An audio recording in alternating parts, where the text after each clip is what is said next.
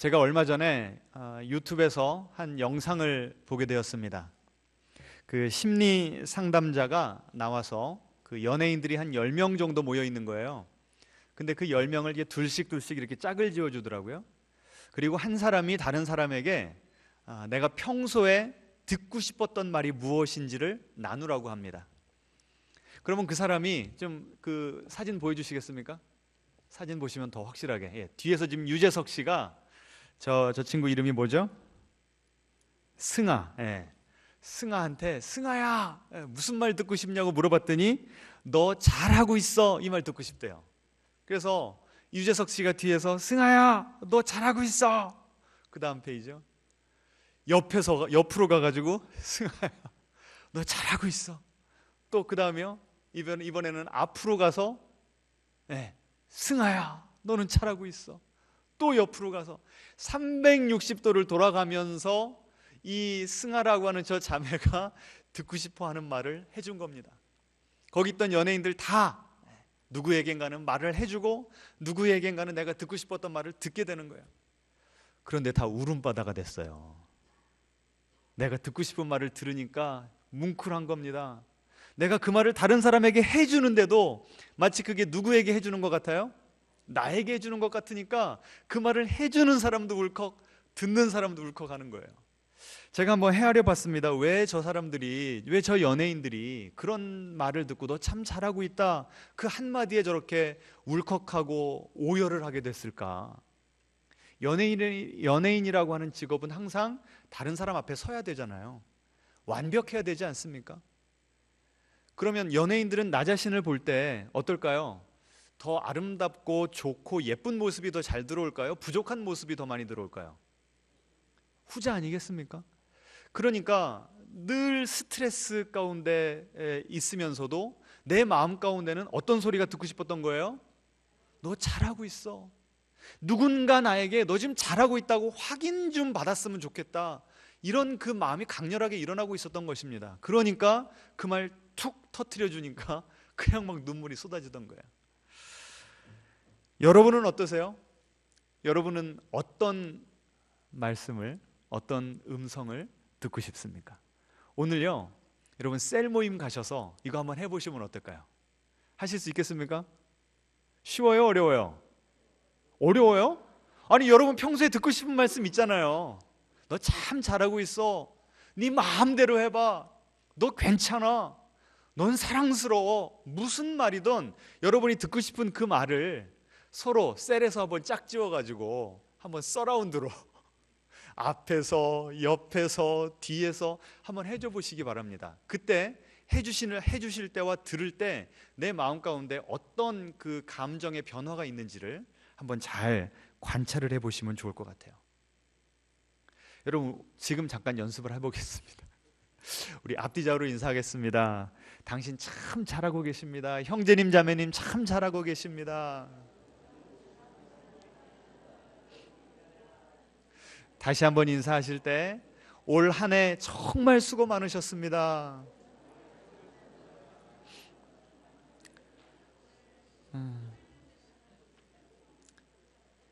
제가 오늘 이 설교를 준비하면서요, 올 한 해 동안 우리 성도님들에게 어떤 일들이 있었는가를 쭉 좀 돌아봤습니다.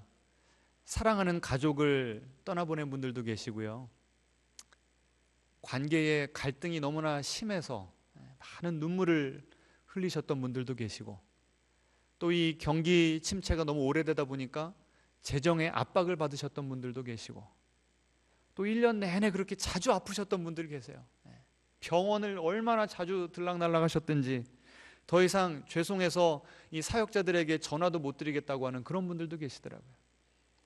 그런 분들에게 오늘 좀 격려의 그런 메시지가 되었으면 좋겠습니다.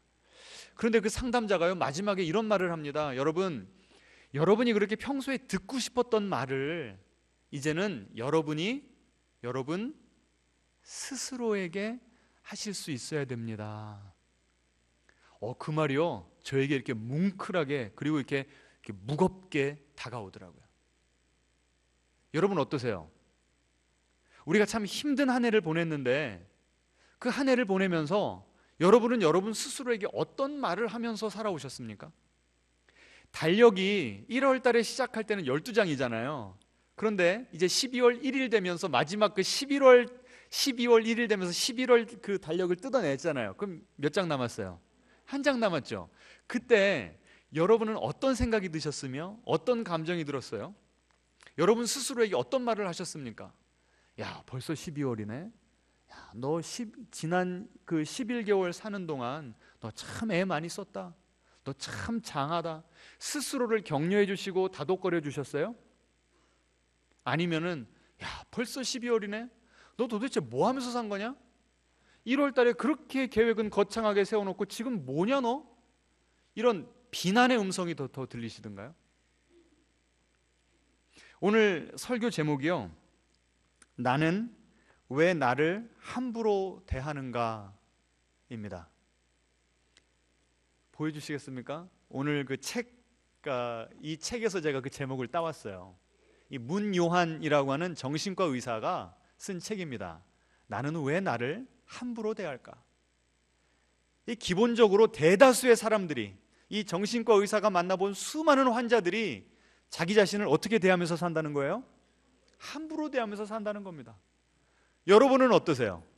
여러분은 여러분 스스로를 존중하십니까? 사랑하십니까? 여러분은 거울에 비친 여러분을 보실 때 사랑스럽습니까? 한번 스스로 생각해 보세요. 그 책에 보시면 거울에 비친 나 자신을 한번 2분 동안 쳐다보라고 합니다. 여러분, 쉬운 작업일까요? 어려운 작업일까요? 어려워요. 우리는 보통 거울 볼 때 뭐 하려고 봐요?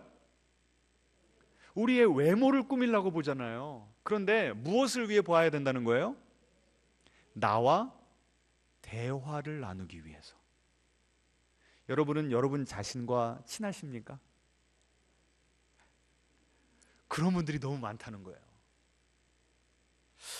우리는 하나님의 시선으로 우리를 바라보면서 우리를 따뜻하게 대해야 되고, 격려해야 되고, 위로해야 되고, 우리 자신을 돌봐야 됩니다. 여러분, 요리하다가 칼에 이 손이 베었어요. 그럼 어떻게 해야 됩니까? 지혈하고 연고 바르고 밴드 발라줘야 되잖아요. 그런데 우리의 마음에 상처가 났어요. 그럼 우리는 어떻게 하죠? 야, 너 빨리 털고 일어나야지, 뭐 하는 거야? 너 그거밖에 안 돼? 다른 사람들은 더 어려운 것도 벌떡벌떡 일어나더만 너는 왜 그 모양 그 꼴이야? 우리는 어때요? 상처난 마음을 후벼 팔 때가 얼마나 많습니까? 오늘 중요한 주제입니까? 아닙니까? 어떻게 해야 우리는 우리 자신을 이렇게 함부로 대하지 않고 사랑할 수 있을까요? 근데 그것보다 한 단계 더 깊이 들어가야 되는데, 더 근본적인 거를 살펴봐야 되는데, 왜 우리는 스스로를 함부로 대하는가? 이 문요한 이 정신과 의사가 쓴 책에 보시면 우리가 우리를 함부로 대할 때 이런 특징들을 보입니다라고 몇 가지를 서술을 해놨습니다. 첫 번째는 뭔가 하면 칭찬을 못 받아들인대요. 여러분, 근래에 칭찬 받아보신 적 있으세요? 그때 여러분 어떻게 반응하셨습니까? 그래요, 감사합니다. 예. 당신이 그렇게 말씀하시니까 사실로 받아들이겠습니다 하셨어요? 아니면 아우 나 아니에요. 아유, 다른 사람이 훨씬 더 이렇게 하셨어요? 왜 우리는 이 칭찬을 있는 그대로 받아들이지 못할까요? 칭찬을 받을 만한 자격이 부족하다고 생각할 때가 많기 때문에 그래요. 하나님께서는 나에게 좋은 자질들을 너무나 많이 주셨는데 그 좋은 것들은 잘 안 보이고 뭐만 보이는 거예요? 부족한 것만 보이는 거죠. 제가 월요일마다 이 상담 심리 수업을 듣고 있다고 말씀드렸잖아요. 지난주 월요일 날 한 교수님께서 숙제를 내주셨어요. 내 자신에 대한 칭찬 5가지를 적어오래요. 제가 다다닥 썼을까요? 머뭇거렸을까요? 여러분은 어떠실 것 같아요? 여러분, 제가 지금 한 1분 드리고 여러분 카톡에다 왜 여러분 스스로에게 메시지 보내실 수 있잖아요. 한번 칭찬 5가지 써보세요 하면 잘 나오겠습니까? 일부 예배 때 어떤 성도님이 시키지 말라고 우리가 우리를 이렇게 잘 모르고요, 또 왜곡되게 바라보고요, 그럴 때가 너무나 많은 겁니다. 또 다른 특징 하나는 뭐냐면 내 스스로가 아무것도 안 하고 앉아있는 그 꼴을 못 본답니다. 우리 가운데 그런 분들 계세요, 안 계세요? 아니, 사람이 이 마음이 긴장했다가도 풀어져야 되고, 긴장했다가 무언가 집중하고 또 풀어져, 이게 수축 이완이 되어야만 인생을 길게 바라보면 건강하게 살아갈 수가 있는 건데, 우리는 어때요? 계속 막 무언가를 해야 되고 무언가에 매달려 있고, 가만히 있으면 뒤처지는 것 같고, 아무것도 안 하면 나 자신이 아무것도 아닌 가치 없는 인생같이 느껴지니까 무언가는 하게 된다는 거예요. 그래서 우리는 쉴 시간이 없어서 피곤한 것이 아니라, 쉬는 시간조차도 내 자신을 가만히 내버려 두지를 않으니까, 그래서 내가 더 지치게 된다는 거죠. 계속해서 내 스스로를 채찍질하는, 이게 바로 나를 함부로 대하는 모습 중에 하나입니다. 어떤 분들은 그래요. 나는 내 스스로의 인생은 어떻게 되든 상관없대요. 누구만 잘 되면? 내 자식만 잘 되면 된다는 거예요. 무조건 희생하는 형들. 여러분, 그런 분들은 자기 스스로를 정말 사랑하는 분들일까요? 아니에요. 이런 분들은 어떤 이 다이내믹이 형성되냐면, 나는 너만 잘 되면 돼, 나는 너만 행복하면 돼, 차라리 너에게 닥칠 모든 불행들이 나에게만 왔으면 좋겠어. 얼마나 희생적이고 얼마나 사랑 많은 부모입니까? 그런데 문제는, 나는 네가 행복했으면 좋겠어 라고 할 때 그 행복이 누가 바라는 행복일까요? 자식이 스스로 선택해서 행복하게 살아가는 것이 아니라 부모가 기대하는 그 행복한 삶을 은연중에 주입할 때가 많다는 거예요.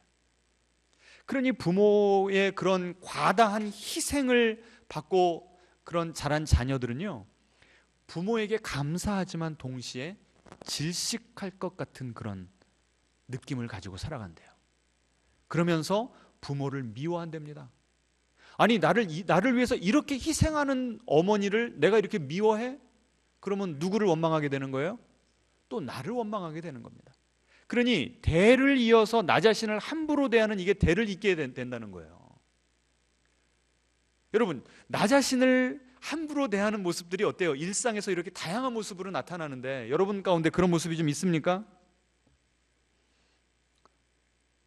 그리고 어떤 일들이 벌어지면 다 내 잘못인 것 같아요. 자책을 하게 된다는 거죠. 자, 그럼 왜 우리는 이렇게 내 자신을 함부로 대하는가? 여러 가지 이유가 있겠지만 제가 볼 때 가장 근본적인 이유는요, 수치심입니다. 수치심. 한번 좀 보여주시겠습니까? 수치심은 무엇인가? 브레네 브라운이라고 이 수치심에 대한 전문가예요. 이분이 이렇게 쓰셨습니다. 수치심은 나에게 결점이 있기 때문에, 나에게 무언가 부족함이 있기 때문에 나는 사랑받을 만한 가치도 없고 어딘가에 소속될 가치도 없다고 믿는 지독히 고통스러운 경험이나 감정이다. 여러분은 여러분 스스로를 보실 때, 그래, 나 정도면 됐지 라고 스스로에게 만족하십니까? 아니면 I am not enough, 나는 부족해, 나에게는 무언가 잘못이 있어, 나는 내 모습 그대로를 절대 내가 받아들일 수가 없어. 어때요? 여러분 스스로를 어떻게 바라보고 계십니까?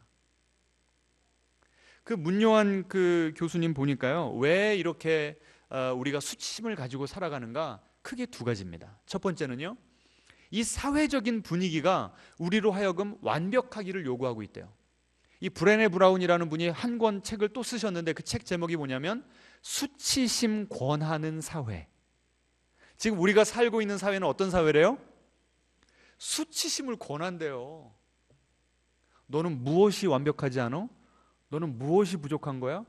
서로에게 물어보고 그것을 채우기 위해서 끊임없이 노력할 수밖에 없도록 우리를 다그치는 그런 사회 분위기 가운데 살다 보니까 수치심을 안 느낄래야 안 느낄 수가 없다는 거죠. 제가 전에 즐겨봤던 미국 드라마 하나가요, 주인공 두 명이 성형외과 의사들이에요. 근데 이 성형외과 의사들이 그 시리즈 여러 편 지나가면서 수많은 그 환자들을 만나는데 똑같은 말을 계속 반복합니다. 똑같은 질문을. Tell us what you don't like about yourself. 의사들에게 말해보라는 거예요. 도대체 당신 스스로의 모습에 어디가 마음에 안 들어서 이 성형외과를 찾아왔는지 이야기를 해보라는 겁니다. 여러분, 그분들이 머뭇머뭇거리고 고민할까요? 아니면 다다다닥 나올까요? 머뭇거려요? 성형외과까지 왔는데요? 내가 어디가 부족한지, 어디가 마음에 안 드는지 이미 다 알고 있는 거예요. 눈은 어떻게 했으면 좋겠고, 코는 어떻게 세웠으면 좋겠고. 이것이 지금 사회에서 우리에게 지금 주입하고 있는, 계속해서 던지고 있는 질문이에요. 지금 당신은 스스로 볼 때 더 완벽해져야 되는데 어디가 부족한 것 같습니까? 어디를 뜯어 고치면, 어디가 더 나아지면, 개선되면 당신은 이 사회에서 받아들여질 만한 존재가 될 것 같습니다. 받아들여질 만한 존재가 될 것 같습니까? 계속해서 물어보는 거예요. 자, 그런데요, 이 문요한 이분이 완전히 그걸 뒤집는 그 글을 써가지고 제가 좀 여러분에게 읽어드리려고 합니다. 보여주시면, 자, 당신은 자신을 싫어하는 이유들을 여러 가지 가지고 있을 수 있다. 그러니까 내가 왜, 무엇 때문에 수치심을 느끼는지, 내 인생 가운데 이런 면 때문에 수치심 느끼는 그런 것들이 여러 가지가 있을 수 있다는 거죠.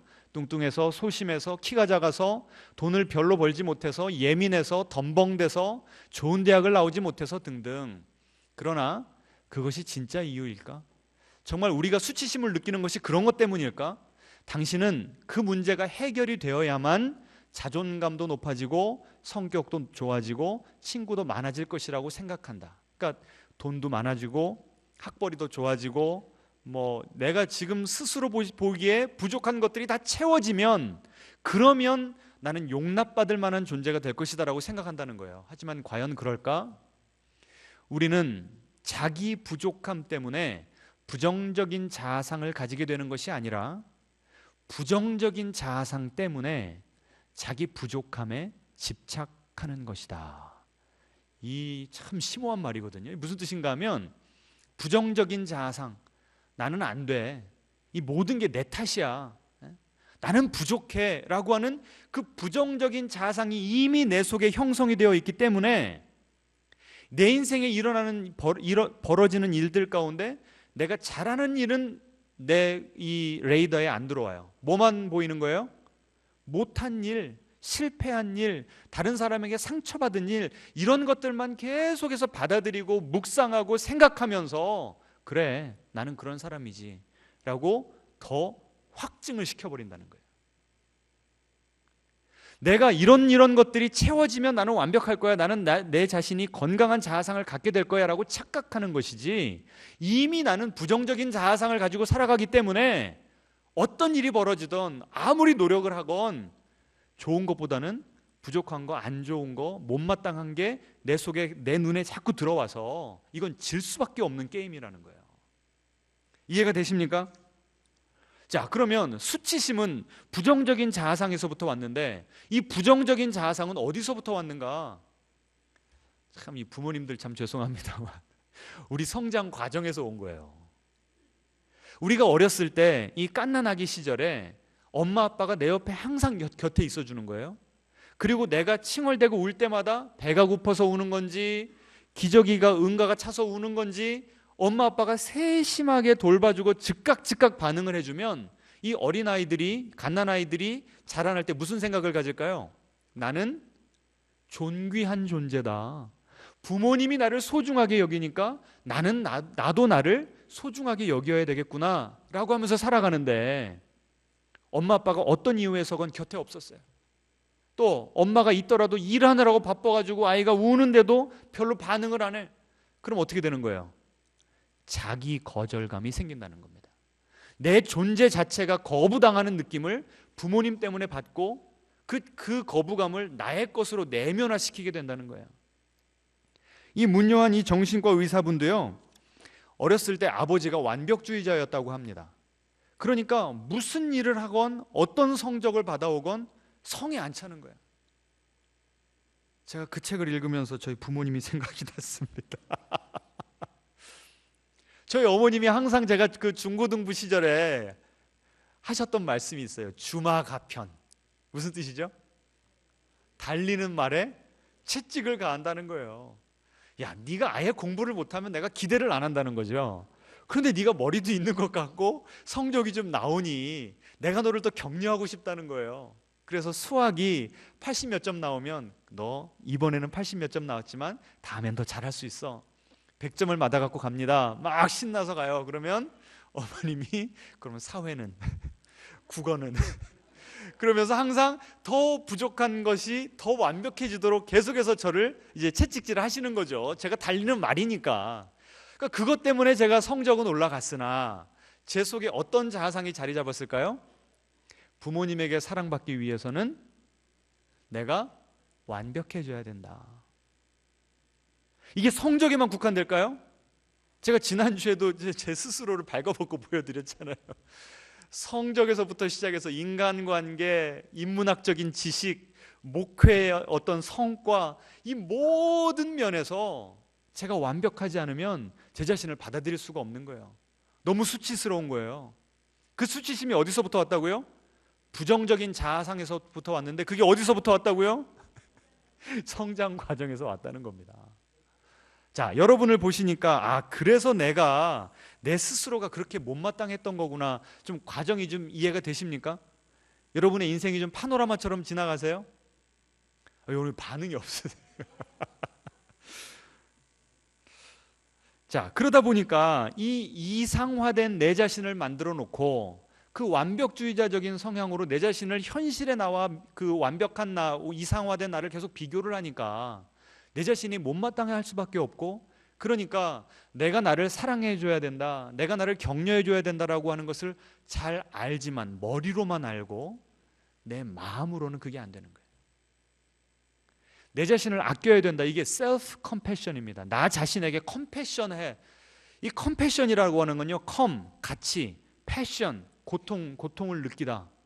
컴패션이라는 건 뭐예요? 같이 고통을 느껴야 되는 거예요. 그러면 내가 힘들 때가 있잖아요. 내 인생이 내 뜻대로 흘러가지 않아서 내 마음이 힘들고, 때로는 질병 때문에, 관계 때문에, 갑자기 불어닥친 내가 감당할 수 없는 어떤 인생의 일 때문에 내가 막 지치고 내가 넘어지고 쓰러져 있다고요. 그러면 셀프 컴패션, 내가 내 스스로에게 그런 고통을 느끼는 사람들은 어때요? 나 자신에게 관대하죠. 나 자신을 돌볼 수 있습니다. 그런데 이 셀프 컴패션이 없는 분들은 어때요? 비난하고 다그치고 채찍질하는 거예요. 어떤 분들이 인생을 더 잘 살아나갈 수 있고 그 고난을 잘 이겨낼 수 있을까요? 셀프 컴패션이 있는 분들일까요? 없는 분들일까요? 당연히 있는 분들이죠. 자, 그럼 어떻게 해야 우리가 우리 스스로를 더 사랑할 수 있을까요? 자, 오늘 본문입니다. 다시 한번 우리 한 목소리로 읽도록 하겠습니다. 너희 아버지의 자비로우심 같이 너희도 자비로운 자가 되라. 저는요, 지금까지 이 구절을 너희도 자비로운 자가 되라, 이때 이 자비를 누구에게 베푸는 자비로 이해를 했냐면 다른 사람들, 나의 가족, 나의 친구, 내 삶의 현장에서 만나는 많은 사람들에게 그 하나님의 자비하심을 잘 흘러 넘쳐서 베풀게 하라. 저는 이렇게만 이해를 했다고요. 그런데 오늘 이 말씀을 준비하면서 저 누가복음 6장 36절을 읽으니까 너희 아버지의 자비로우심 같이 너희도 누구에게? 너희 자신에게 자비로운 자가 되라, 이렇게 읽히는 거예요. 하나님의 명령입니다. 앞뒤자로 인사하겠습니다. 뭐라고 해야 돼요? 우리 스스로를 자비롭게 대합시다. 다시 한번 셀프 컴패션을 실천합시다. 근데 어떻게 가능한가가 다시 보여주세요. 저 성경 구절에 나와 있는 거예요. 보세요. 너희 아버지의 자비로우심 같이. 여러분, 이 자비로움은 누구를 향한 자비로우심일까요? 우리를 향한. 하나님이 여러분 한 분 한 분을 보실 때 어떻게 여기신다고요? 자비롭게, 불쌍히, 긍휼히 여기신다는 거예요. 여러분, 여러분이 지금 아파요? 신음하고 있어요? 눈물 흘리고 있어요? 그럼 하나님이 야, 너 왜 그렇게 살아? 내가 너한테 능력을 줬는데 말이지 그 활용은 안 하고 어디 앉아서 질질 짜고 있어. 하나님께서 그렇게 손가락질 하시는 분입니까? 아니죠. 하나님은 우리에게 그렇게 부드럽게 다가오시는데, 하나님은 우리를 위로하시는데 그런데 우리는 우리를 어떻게 대하고 있었어요? 전혀 컴패션이 없게 대하고 있었다는 거예요. 그래서 주님께서 아버지가 너희에게 행했던 것처럼 너희도 너희 스스로에게 행하라, 지금 말씀하고 계신 겁니다. 지난 월요일 날 그 심리학 강의에서도요, 그 교수님이 그러시더라고요. 어떻게 해야 이 셀프 컴패션을 실천할 수 있을 것인가? 너그러운 제3자의 관점, 내 친구나 정말 나를 아끼는 친구나 아니면 하나님의 관점에서 지금 이런 상황에서, 내가 처한 이 상황에서 그 나를 사랑하는 친구나 하나님이라면 나에게 어떻게 대했고 나에게 어떤 말을 해줄까, 이거를 헤아려서 그거를 내 스스로에게 말해주라는 거예요. 이해가 되십니까? 반응을. 그래서 제가요, 이거를 어떻게 하면 좀 잘 설명을 드릴 수 있을까 하다가 이 새롭게 하소서에서도 간증을 듣게 되었습니다. 김유비 목사님 보여주세요. 이분이 어렸을 때부터 너무 비교적 젊은 분임에도 불구하고 너무나 가난했고 쪽방촌 같은 데서 살았고, 그리고 이 아버지의 가정 폭력에 시달렸습니다. 어느 정도까지 이 구타를 당했냐면 맞다가 그냥 기절해 버렸대요. 그러면 담요에다 둘둘둘 말아서 그냥 내버려 뒀답니다. 이 여동생이 무엇을 기억하냐면 이 아버지가 너무나 무서우니까 이 오빠의 손을 붙잡고 학교 가는 것이 유일한 이 탈출구였고 낙이었대요. 그런데 이 오빠가 그렇게까지 맞은 날은 등교를 혼자 해야 되는 겁니다. 그러면서 걱정이 되는 거예요. 오빠 저러다 죽지 않을까. 하루 종일 그 생각하고 집에 돌아와서 그때까지도 그냥 누워있는 그 오빠의 발을 내가라도 이렇게 주물러주고 따뜻하게 해주면 오빠가 살아날까 봐 이렇게 막 주물러주던 그 기억이 난다고, 그런 트라우마를 이 김유비 목사님의 동생이 나눠줄 정도로 그렇게 암울한 이 어린 시절을 지낸 겁니다. 그러니 자아상이 건강하게 형성될 리가 없었겠죠. 그리고 나서 고1이 됐는데 이제 사춘기가 되니까 몸집도 커지고 힘도 세졌을 뿐더러 내 속에 있는 이 분노가 막 차오르는데 주체가 안 되는 거야. 그래서 어느 한날은요, 어머니 아버지에게 막 소리를 지르고 집안에 있는 것들을 다 때려 부시면서 내가 내일 이맘때는 이 세상에 없을 줄 알라고, 지금까지 당신들이 나한테 한 것에 대한 이 복수를 내가 내 목숨을 끊으면서 할 테니까 당신들 평생 고통 가운데 살라고, 그리고 집을 나가버렸대요. 늘 이 죽음을 묵상하면서 살았기 때문에 밧줄을 준비하고 어떻게 묶어야 내가 자살을 잘할 수 있을 것인가 이걸 연습하면서 살았다는 거예요. 고1 때. 얼마나 기가 막힙니까? 그래서 실제 나무 가가지고 목을 이렇게 매다는데요, 갑자기 그 순간에 어떤 장면 하나가 눈앞에 펼쳐지더랍니다. 5살 때 아버지에게 구타당하고 있는 그 장면이 떠오르더래요. 그래서 아니 정말 신이 살아있다면 나는 그 신을 저주한다고, 어떻게 그 신이 나를 이렇게 대할 수가 있냐고, 나를 이런 가정에 보낼 수가 있냐고 막 원망을 했는데, 그 순간에 그 어린 그 김유비 어린아이의 등 뒤에 빛이 비치더래요. 그러니까 위로가 되는 것이 아니라 더 화가 나더랍니다. 아니 정말 하나님이 그 자리에 있었다면 왜 나를 방치해 둔 거냐고 막 하나님과 씨름을 하면서 막 왔다 갔다 한 거예요. 그런데 갑자기 그 순간에 하나님의 음성이 들린 겁니다. 유비야, 미안하다. 상처 입은 한 사람을 위해 내가 너를 이 세상에 보냈단다. 너를 그 가정에 보낸 이유는 그들의 아픔에 공감하고 그들을 치유하기 위함이다. 너무나 미안하다. 조금만 더 견뎌라. 정말 자기는 이런 생각을 내 스스로는 할 수가 없기 때문에 이게 정말 하나님으로부터 온 건지 인정할 수밖에 없었다는 거죠. 그래서 그 전까지는 내 고통의 이유와 목적을 찾을 수 없었기 때문에 이 생을 마감하려고 했던 것인데, 그 하나님의 음성을 듣고 보니까 그래, 누군가가 나 때문에 치유받을 수 있다고? 그럼 내 지금까지의 고난은 의미 없는 것이 아니었구나 라고 하는 게 깨달아지더래요. 그래서 다시 살아보자. 부모님 앞에 무릎 꿇고 내가 다시 살아보겠다고 그렇게 말을 했답니다. 그리고 그때부터 이 완전히 놔버렸던 공부를 다시 해서 총신대학에 들어갔고, 그리고 결혼을 했고 자식을 낳습니다. 그 총신대 대학원을 다니는데 기숙사의 생활이 의무로 해야 돼서 거기서 아침부터 저녁까지 수업을 듣고 그 남는 시간은 또 영어 학원 가서 강사를 했답니다. 밤 12시 넘게까지. 그리고 또 주말에는 또 한 교회에 가서 사역을 하고, 몸이 너무 피곤한 거예요. 막 스트레스가 막 쌓이는 겁니다. 내가 내 스스로를 소중히 여겨야 되는데 그러지 못하고 산 나날들이 계속 쌓여간 겁니다. 그런데 어느 날 아내가 말하는 거예요. 여보, 우리 지금 월세가 5달째 밀렸어요. 그리고 이 기저귀 살 돈, 분유 살 돈도 없어요. 여러분, 제대로 된 남편 같으면 어떻게 답을 해야 맞습니까? 어떻게 말을 해야 돼요? 미안하다고, 내가 어떻게든 살 길을 강구해 볼 테니까 좀만 기다리라고 그래야 되는 거 아닙니까? 그런데 워낙 자기 이 마음 가운데 스트레스가 가득 차 있으니까, 자기는 이렇게 열심히 살면 하나님이 막 길을 열어줄 줄 알았대요. 그런데 여전히 힘드니까 하나님에 대한, 내 삶에 대한 이 쌓인 게 많았는데 아내가 그 말하니까 받아줄 수가 없고 갑자기 폭발하면서 나보러 어쩌라고 소리를 질러버렸대요.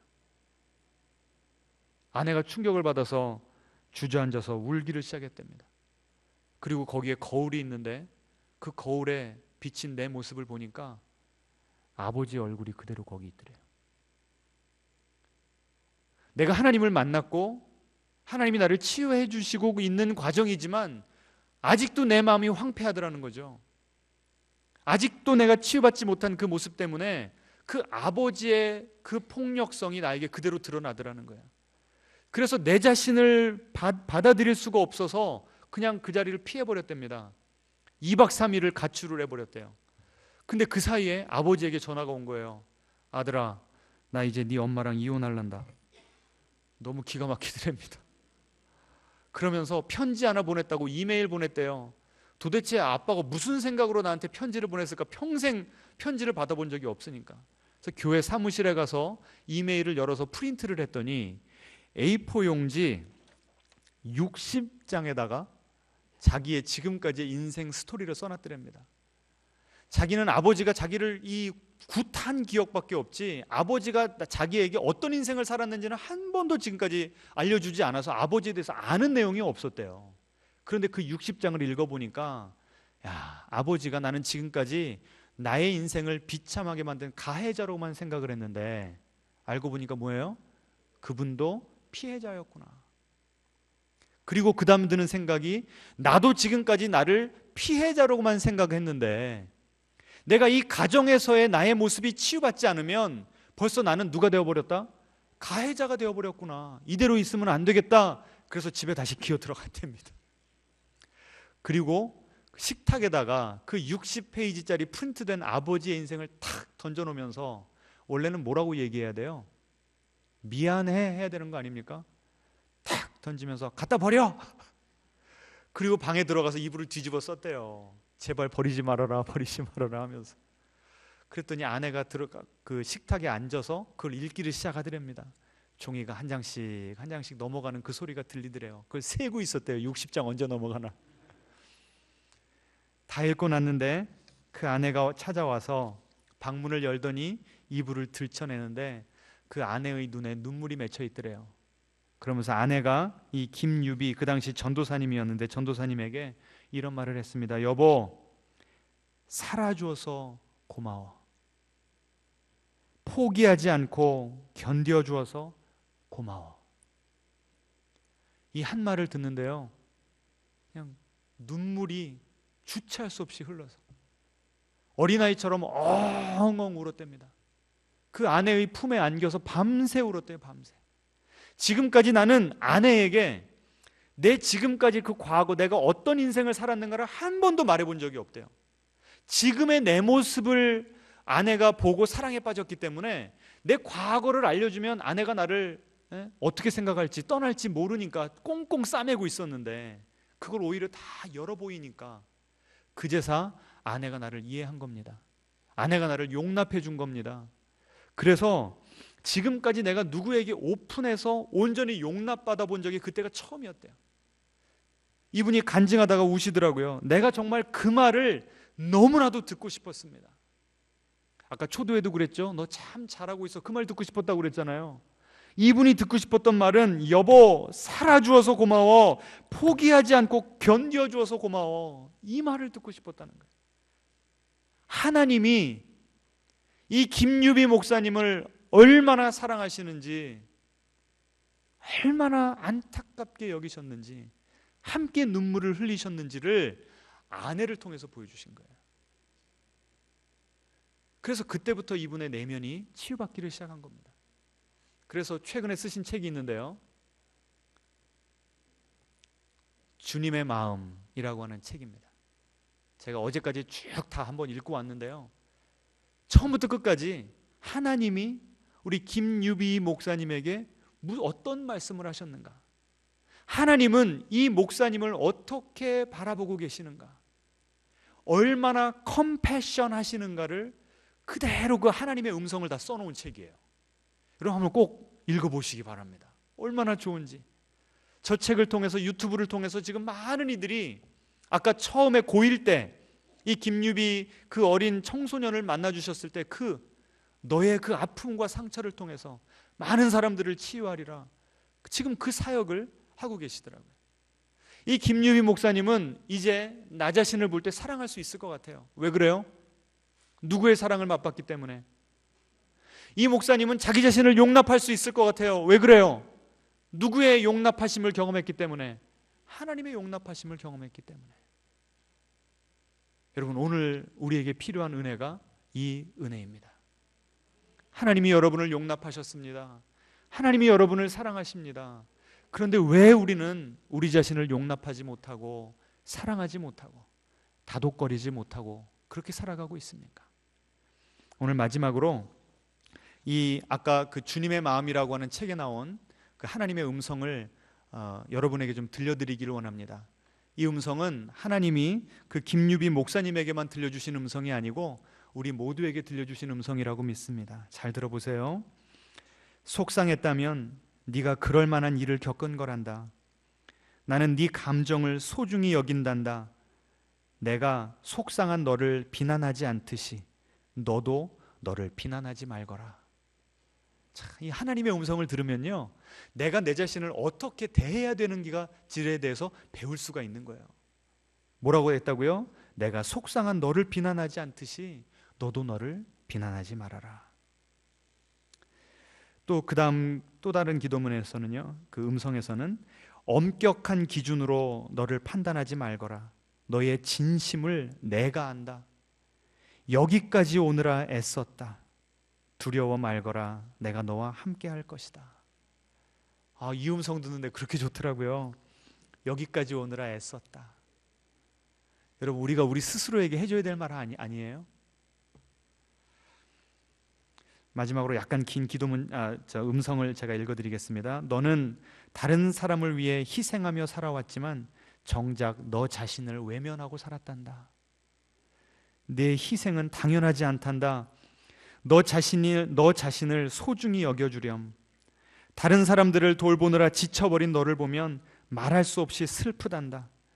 네가 소리 없이 눈물을 흘릴 때 내 마음이 찢어질 듯 아프단다. 잠시 쉬며 내 안에 머물러라. 밤마다 밀려오는 슬픔으로 잠을 이루지 못하는 너를 잘 안다. 널 혼자 두지 않을 것이다. 한순간도 널 떠나지 않고 살필 것이다. 네가 편안히 잠들 수 있도록 너를 토닥이며 밤을 지새울 것이다. 우리 하나님은 잠 안 주무셔도 됩니다. 아침을 두려워하지 말거라. 네게 새 마음과 새 힘을 주며 너를 지켜낼 것이다. 여러분, 이런 하나님의 음성을 들어보세요. 내 내면이 건강해지는 겁니다. 그러면 내가 내 자신을 위로할 수 있어요. 내가 내 자신을 용납하고 사랑할 수 있습니다. 여러분, 이 은혜가 우리 모두에게 임하기를 주님의 이름으로 축원합니다. 시간 우리가 찬양을 할 건데요, 너무나 잘 아는 찬양입니다. 하나님의 사랑을 사모하는 자. 여기 보시면 우리가 잘 아는 가사, 하나님 사랑의 눈으로 너를 어느 때나 바라보시고 하나님 인자한 귀로서 너에게 기울이시니. 여러분, 하나님은 사랑의 눈으로 우리를 바라보신대요. 그런데 우리는 어떤 시선으로 지금 내 자신을 바라보고 있습니까? 하나님은 우리의 작은 신음에도 응답하신대요. 그런데 우리는 내 내면에서 들어올려오는 그 신음에 대해서 어떻게 반응하고 있습니까? 이 시간 하나님의 그 시선으로, 하나님의 태도로, 하나님의 음성으로 내가 내 자신을 바라보고 그 음성을 들려줄 수 있게 해주시라고 우리 기도하는 마음으로 이 찬양하면 좋겠습니다.